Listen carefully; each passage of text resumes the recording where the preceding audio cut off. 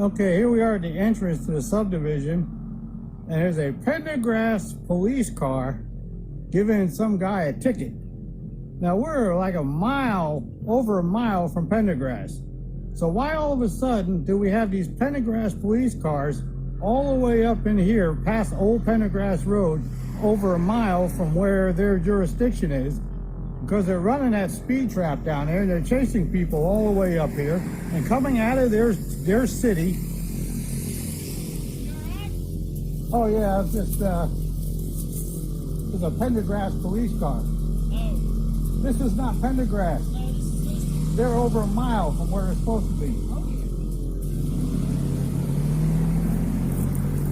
Yeah, so they're running that speed trap again, the stuff that they were doing when they first put in the bypass. This guy parks over by the Bed Bath & Beyond warehouse down here and has a speed trap where he's in the right turn lane facing the wrong direction, violating the law, facing the wrong direction on the road just so he can give out speed tickets. They need to get rid of this guy before he causes trouble. The American police state, brought to you by questionable authority. Your freedom is an illusion.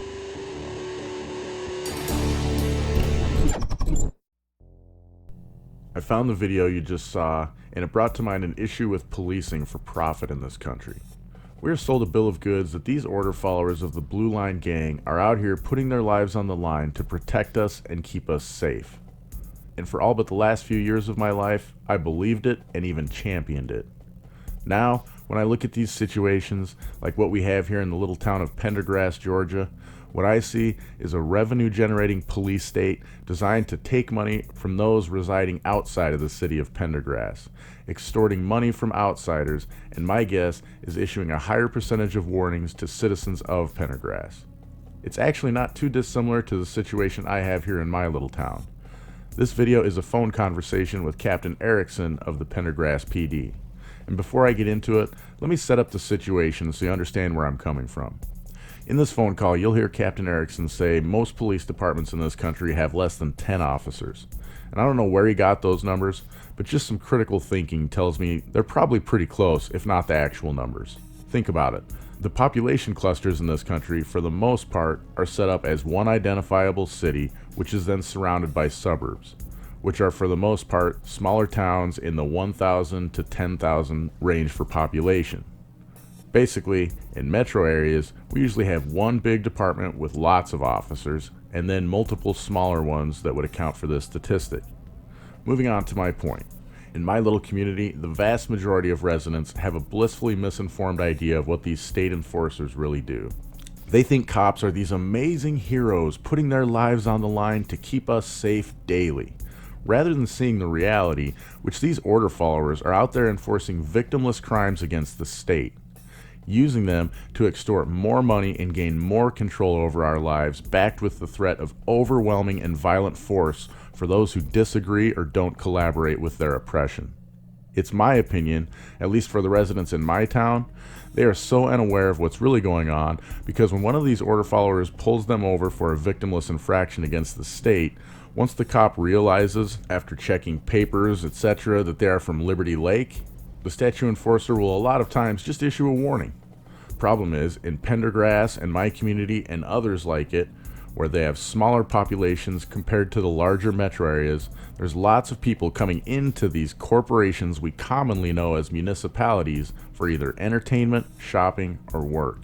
Pendergrass states on their own website, Pendergrass only has a population of 422 residents, but with the addition of several plants and distribution centers such as Bed Bath & Beyond, Toyota, and Walgreens in recent years, thousands are employed within the community. The site also mentions the city hosts 25,000 people each weekend for what it calls Georgia's largest flea market. To be transparent, I was told the city is now closer to about 1,500 residents and they have 5 full-time officers. A receptionist with the city told me she thinks they have a couple of reserve officers as well. And when I look at all of the unmarked or ghost cars this department has, and couple that with multiple cars having license plate readers and the fact that a much larger population than the city itself is coming into the city for either work or to shop, I'm reminded of this concept I've heard, and I'm not really sure who to attribute it to. When a governing force tells you it must hide from you in order to better serve you, their interest is no longer to serve you. My guess is if you're a resident of Pendergrass, you love your police force that's known to you and your neighbors to give lots of warnings. However, if you're a member of the outlying community, you view Pendergrass police as overreaching revenue generators rarely giving warnings. I think this is fairly common in towns of this size with larger surrounding populations. Do you live in a town like this? What's your experience? Let me know with the comment, and as you do, hit the like button, share this video on all your social media platforms, and subscribe. As always, my sources, including the original video I used, are in the description below. Before I let you go to listen to the call with Captain Erickson, I'll leave you with one last thought. I actually had a good conversation with him. He seems like a pretty nice guy. As most of you know, I don't believe there's such thing as a good cop. That being said, there are good guys who get confused by their programming and think that regularly threatening violence to gain compliance from those who have hurt no one else, damaged or stolen no one else's property, or defrauded no one else is ethical. The alleged crimes they're citing us with and extorting money for are victimless statute violations against the state. They aren't based on ethics or logic, but instead control. I tried a couple of times to bring this fact up with him in a polite manner, but he never let me get to my point and went on talking about the control mechanisms of the state. With the information he was giving me, I didn't want to slow his roll. Just remember, as you go about your lives in this supposedly free land, freedom is slavery. Hello. Hey, is this Corey? Yeah, this is Corey. Hey, Corey, this is Brant Erickson. I'm a captain with the City of Pendergrass Police Department in Georgia. I apologize. I'm just now responding to your message. And I understand you have a question regarding our policies. Yeah. I just wanted to let you know I'm in the state of Washington. We're a two-party consent state, so I'm just recording the conversation just for the record. Sure. All right, excellent. So now I got that out of the way, I guess. I observed I'm doing a story. I'm a journalist. I'm doing a story working on policing in smaller communities in our country. And I observed a video on Facebook of a guy who apparently lives outside of Pendergrass, but he was filming like an unmarked, looked like a patrol vehicle. I'm not exactly sure, but it was, I had like the push bar on the front, but it was unmarked, like silver. And he said that you guys were outside of the city limits of Pendergrass. So I know some of the smaller communities like that, because I think I read Pendergrass only has like 400 and some residents. Is that correct? The last census was pretty close to that. The 2021 will probably, it's growing, I guess, like everywhere exponentially. Right. It would probably be at 1,500 now. Oh, okay, so growing quite a bit. All right. Well, that's good to know. Yeah, I guess we do have a new census coming up. It's taking off. All right. Is that, I know some of the communities, like where I live, it's kind of a smaller community like that, and the police here will go outside of the, like our city limits and kind of patrol the area just outside of our city limits. Is that something you guys do kind of regularly? Is that just maybe you catch someone right at the city limits and by the time they're pulled over, it might be outside? Is that kind of the situation that more would be more likely? There's a couple different ways that would occur. And my background is just policing. I worked with the State Patrol for a number of years. I've been with Pendergrass for 10 years. A small town, probably much like yours, whether it's just south of here, Jefferson, or north, we're on a main route that goes between Gainesville, Georgia, and Athens, Georgia, UGA. Okay. So if guys are out working traffic, it's a 4-lane. It doesn't matter. Let's say I catch you speeding or you ran a stop sign, I can stop you anywhere. If I want to wait a mile or I know there's a big parking lot or something, then the city limits don't matter. A violation would need to occur in the city. However, in this state, as well as many others, if you observe somebody, say I'm on my way home, and I observed somebody going from one end of the road side to the other. I would do just like anybody else would do, but I would call 911, let them know that I'm stopping the vehicle, and then have somebody from that jurisdiction come to handle it. Does that make sense? Yeah, that makes sense. Okay. And then I guess. And then the third way that an officer would work outside their jurisdiction is if they were requested, say, to go maybe a crime just outside of the city, but a sheriff's deputy can't get there. Okay, yeah. To go and get there for, something like that is usually for life or death type situation. Yeah, that makes sense. So, but you guys, you're not like, I know here in Washington they'll call them like an emphasis patrol. That's what the officers call them. We call them a speed trap, the citizens, but just different terminology. But you guys wouldn't like set that up outside of the city limits or anything like that, correct? Oh, no, and to be perfectly honest with you, back probably 10 years ago or so, there were a couple officers that, some people get into law enforcement and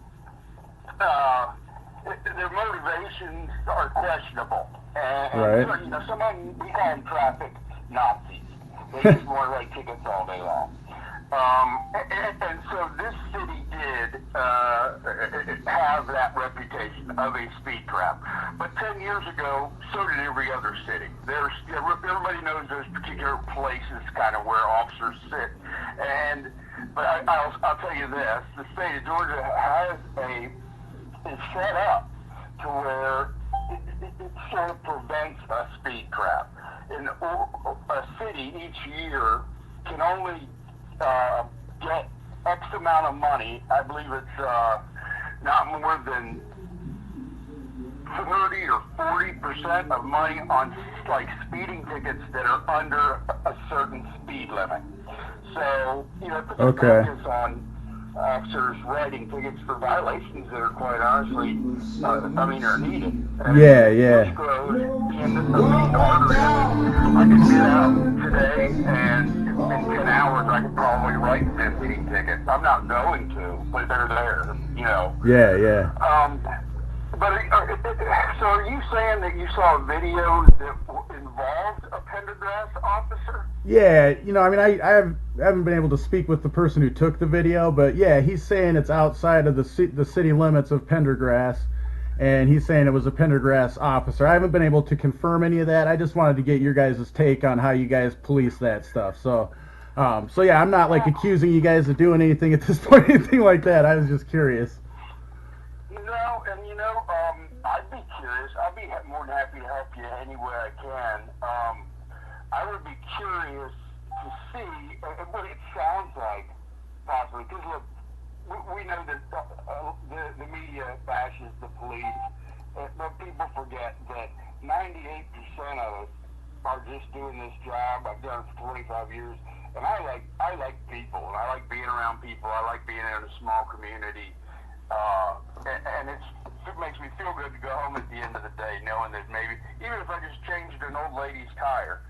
So we don't have any officers that would be, we only have 5 officers total. Okay. So and the majority of police departments in the United States have 10 or less people, 10 or fewer officers. Okay. But the people that are here now, we have one guy that just came out of the academy back in the fall. I've been here, like I said, since 2009. I also worked with and continue to work with an officer I worked together in Jefferson back in the mid-90s. And then our chief, I've been chief. It's funny, all 3 of us have been chief at this department. So, anyway, but we're a little family, but all of us are veterans except for the new guy. Okay. And I would be shocked if there was some video that showed an officer doing something wrong. Okay. But if I see a violation and I can't stop you until I get into downtown Jefferson. It Yeah. doesn't matter. No, yeah, that makes sense. That makes sense. I guess I don't have the video in front of me, but I do remember it was a silver car. Do you guys have any silver cars in your fleet, or do you have? I noticed most of them are like kind of a darker, either black or bluish kind of color. It looked like, just based on Yeah, if pictures you on look Facebook. on the city of Pendergrass's webpage, I guess there's a couple cars. We have they're charcoal gray, and then we have a sort of like a pearl colored one, but it's brand new. It's like we just got it 2 months ago. Okay. And then we have a black Expedition. All right. Like the car I drive is a Dodge Charger, and it's charcoal in color. Okay. And look, if you have a video of this, and you can tell me the date, I'll have a video of it as well, because we all wear body cameras. Oh, okay. All right. Yeah, I sent a message out to the person who took it, so I'm hoping to hear back from them and get a little bit more information about where they were exactly, so I can, just like I said, I don't want to, go ahead with false information. So, but one thing I will say real quick is, like I said, part of the reason I'm doing this is I live in a smaller community, and one of the issues we have here is, sounds like it's kind of similar to Pendergrass. We have a smaller population, but people will come into our community for shopping and for work. Like we have a bunch of like call centers and things like that. And one of the things that we've done that I've noticed, and I'm doing some public records requests just because I'm curious about it, is people within the town I live in, it's called Liberty Lake, happen to have, most of the people have a pretty good relationship with the police and really don't see any problems at all, but people outside, just on the skirts of our town, tend to really not like our police officers. And I think it's because they are patrolling kind of, and there's different rules regarding it here. They've been asked by the county, I believe, to do that, but we're patrolling kind of right on the edge of our town and writing tickets to people on the outsides of the city limits. I think that's starting to upset people. So, I mean, it's just, it's, That is I understand. definitely an issue, and I'll tell you what, if that, and look, I'm just going to be, I'm honest with you. Right. In the time I've been here, since 2009, it would blow my mind to see a scene where an officer here in this city stopped somebody outside of the city and it wasn't justified. It just, all right. That doesn't happen. That doesn't happen here. We don't sit at the city limit sign and shoot. It's not that way. We don't have to do it. Right. But if that did occur, the state then would shut the radar permit down. Okay. While they investigate it, and that happens to a lot of communities, usually smaller ones. And there are plenty of communities that have cops that do nothing but generate revenue. That's why they're there. Yeah. Our town has grown into sort of like a bedroom community. I bet in the last year they've built hundreds of houses. There's 40 new neighborhoods. There's a 1 million square foot warehouse. It's gone from 10 years ago, the 200 or 300 people to quite a few, but it's still a small town. Yeah, yeah. So, you still go to the neighborhood, I know most people, and it's kind of like you said. I go to the gas station, Quick Trip, or whatever. People, I don't have a problem with people. People always seem very friendly, and it's just the media shows the worst of everything, and, sort of pushes it down the throats of Americans when it comes to reporting. It's all the grime and the worst part of society, and unfortunately you don't see the really awesome, beautiful things that officers are willing to do every day, that really care about it. So if you call me back, this is my cell phone number. If you want me to, and if you need a copy of our city's handbook, or a copy of our standard operating procedures book, I'll be more than happy to send those to you. Okay. No problem. I appreciate all of that. I'll reach out to you if I need that. Like I said, I'm trying to wait for this gentleman who took the video just to find out some more information about it. But Just one thing I want to let you know about, because like I said, our community sound pretty similar. Is so the concern, one of the concerns I have is here in Washington State we have a unmarked traffic enforcement vehicle law. They're not supposed to be driving around vehicles like that. And looks like most years are marked with, like, they call it like the ghost kind of markings or whatever, so you can see police, but it's like it's kind of iridescent or whatever. And I just wanted. The ghost description you use Yeah. is correct. Okay. And what it is, it's just lettering that's non-reflective. Okay. Yeah. Okay. Look, I'm the one that implemented that in this department when I was chief, because I like the charcoal gray. Most vehicles will come in that charcoal color. They hide dirt well. They look good. And, but we do have other vehicles. Like we have a white vehicle with silver lettering on it. Yeah. Ford. Yeah, I saw some of those ones. Well, I guess just my concern real quick is I know, there are, like you said, the media does push kind of a narrative for sure. I guess I'm part of that, but I try to be pretty unbiased. No. Please don't think that I am including you in that. It's just no, I understand what you mean. Everybody has their own agenda. Everybody needs to understand that everybody has their own agenda. It doesn't really matter what it is. We all have our own opinions, and the only thing I can do is treat. For 25 years, I have never one time had someone call to say that I was mean to them or that I was an ass to them. Not right. once, because I treat people like I treat my mother. Well, that's good. You sound like it. Unless you treat me bad, then it's different. But yeah, was this guy with the video, or was he trying to make a video of like that somebody in the city was doing something illegal, sort of outside the city, or stopping cars outside the city? Yeah, he's alleging that that there was a speed trap outside of the city, and then so that you were stopping the cars out there. Like I said, I haven't been able to confirm any of that, like looked at where exactly the address was or anything like that, so I'm not necessarily going to confirm any of that aspect of it, but where he says that the stop is out of the city limits. So like you said, I mean, if it happened in there, it doesn't matter how long it takes him to pull over. That's where your jurisdiction is. Yeah. So. Well, and look, that would be. Look, I've been around a lot of cops, and if you work with somebody just a few months, you can kind of see in this. You can see what kind of people they are. When you hire somebody in law enforcement, the reason why they do not only polygraphs but psychological exams and everything is because the worst type of cop, there's two types.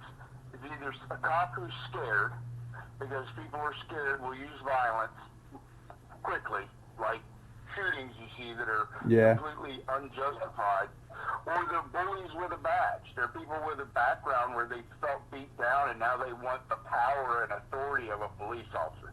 Either one of those, or those combined, are people that shouldn't do this job, and unfortunately I've known quite a few of them. Yeah. But, and to answer your question, speed trap is a commonly used word, I think, all over the country, wouldn't you say? Oh, yeah.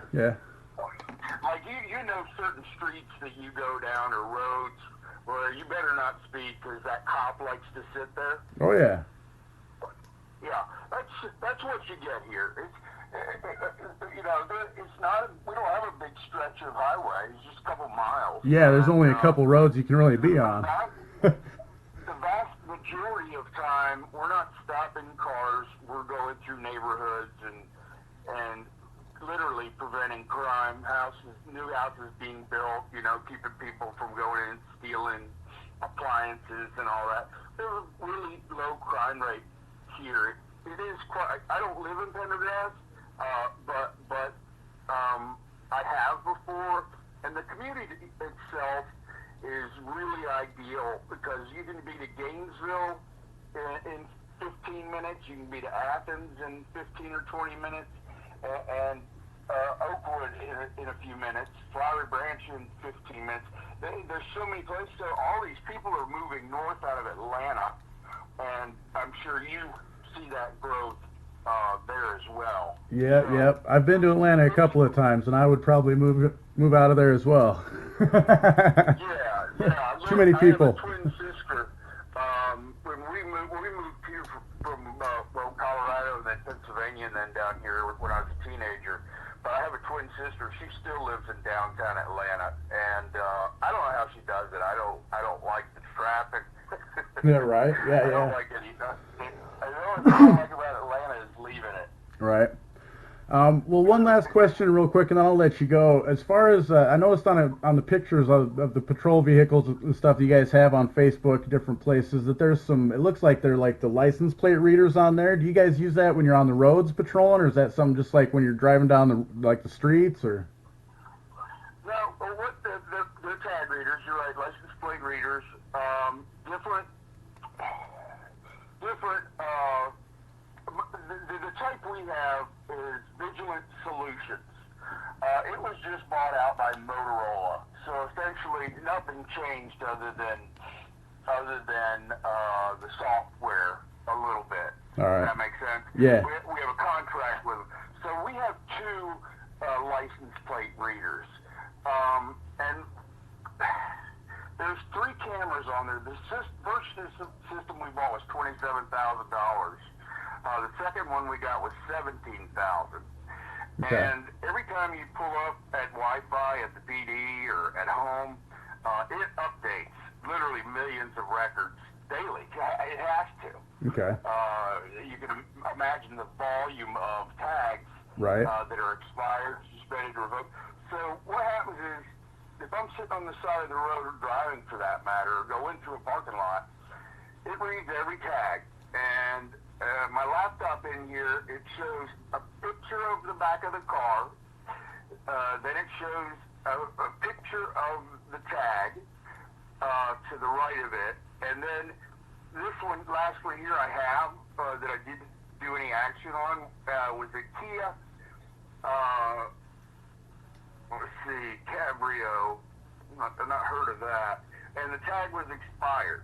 And so you make sure that the photo of the tag and what it's reading it is accurate, and then you confirm that with your dispatch. Okay. Because some departments have the ability to check the validation of that criminal information record in their cars, and other smaller departments don't. It's a lot of money to convert to that. Right.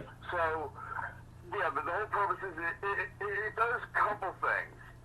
One, it's like sort of annoying, because if somebody rides in the car with me, I can tell how annoyed they get, because it's going ding, ding, ding, ding, ding every single time it reads the tag.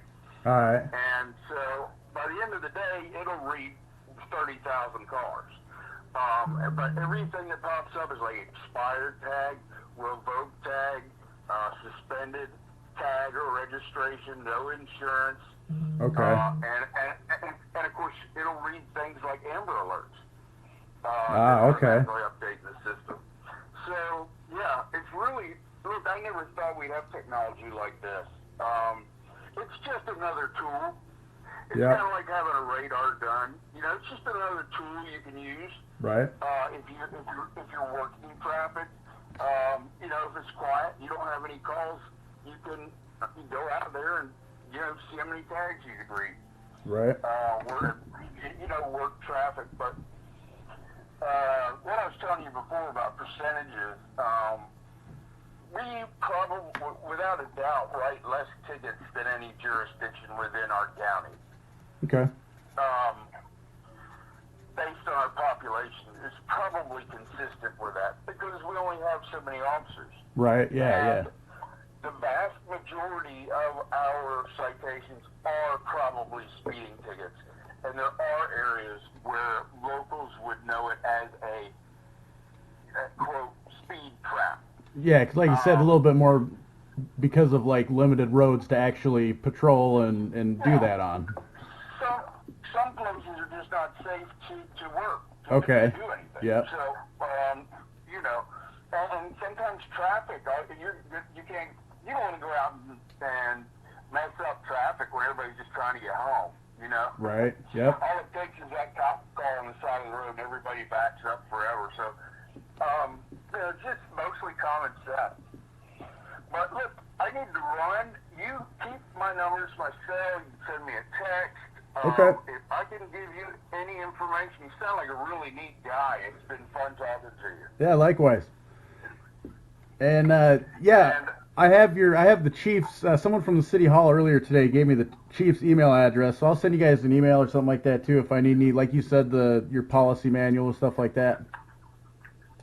absolutely. Yes, yes, sir. We'll do anything for you that you need. All right, thanks. I appreciate it. Yeah, I hope you have a good day. You too. Look forward to talking to you again. All right, sounds good. All right. Bye. Bye-bye. Thank you for supporting my channel and work, my friends.